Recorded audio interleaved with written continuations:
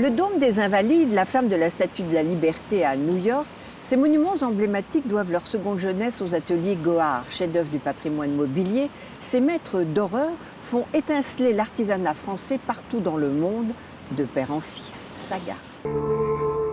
Si Paris étincelle, c'est grâce à la dynastie Gohard, la façade de l'Opéra Garnier, les Pégases du pont Alexandre III ou la chambre du roi à Versailles resplendissent de nouveau grâce à eux. À une époque où tout ce qui brille n'est pas or, les gars de Gohard prônent l'authenticité depuis 3 générations.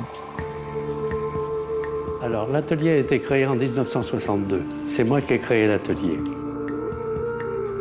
J'ai créé ma propre maison. Je devais reprendre ma maison d'apprentissage.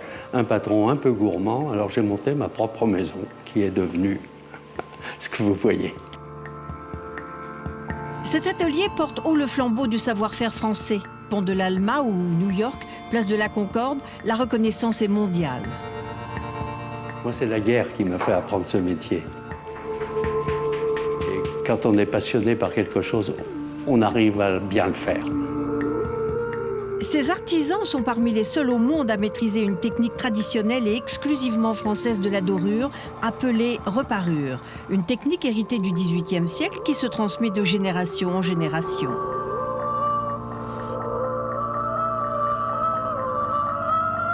Mais effectivement, je suis fils de doreur et père de doreur. J'ai travaillé avec mon père pendant un peu plus de 20 ans.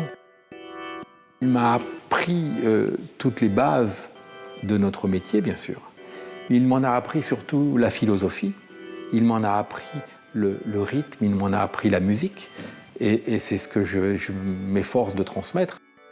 Et lorsque l'on fait ce métier, on ne fait pas ce métier comme ça.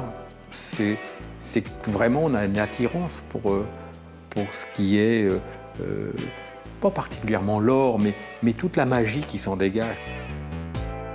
C'est ça aussi la transmission. C'est quand les choses sont bien transmises, il n'y a pas besoin de les redire.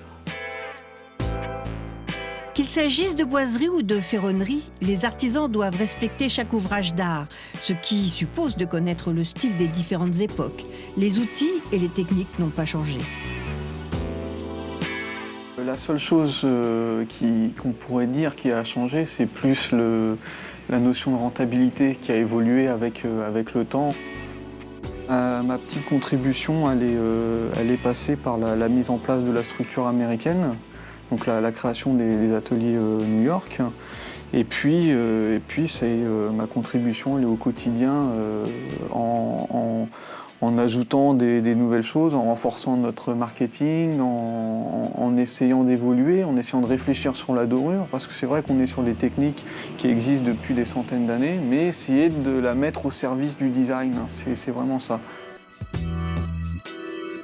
Je pense qu'aujourd'hui, on se complète très très bien avec papa, qui lui a un côté très très technique, et puis moi qui ai un bagage un peu plus, je dirais, théorique, commercial. Donc on est une force importante, tous les deux. Et on s'entend très bien, ce qui est extrêmement important aussi. Mon rôle aujourd'hui, c'est de développer l'entreprise. C'est une chose, mais c'est aussi de développer notre métier. Il y a une réelle carence au niveau de la transmission de notre savoir. Voilà, c'est important de le prendre en main aujourd'hui. Si on ne le fait pas, notre métier va disparaître, comme de nombreux métiers manuels disparaissent aujourd'hui. Donc on a un devoir de formation et de transmission. Si on ne remplit pas ce devoir, notre métier ne tiendra pas. On travaille beaucoup à l'étranger. Que ce soit Brésil, Qatar, États-Unis, Canada, Russie, etc. On retrouve des entreprises françaises dans le monde de la décoration. Donc si la France n'entretient pas son patrimoine culturel et ces connaissances-là, on va perdre une force importante de notre pays. L'art de la dorure n'appartient pas au passé. Ce savoir-faire s'impose aussi dans la création d'aujourd'hui. Le projet de la galerie est né tout simplement, c'est-à-dire donc ce travail à la main d'artisan, on veut montrer autre chose, quelque chose de plus contemporain. Amener la dorure dans la décoration d'intérieur. Ce qu'ils m'ont appris, c'est vraiment aller jusqu'au bout, donner le meilleur de soi. Si je ne suis pas à 100% convaincu du travail qui a été fait, et ben on recommence jusqu'à ce que ce soit toujours le top et la qualité.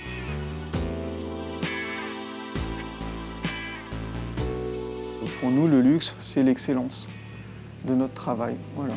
Le luxe de demain, il est avec un travail en parallèle de designers et d'artisans, de gens de savoir-faire. Une diversification qui est aussi une promesse d'avenir.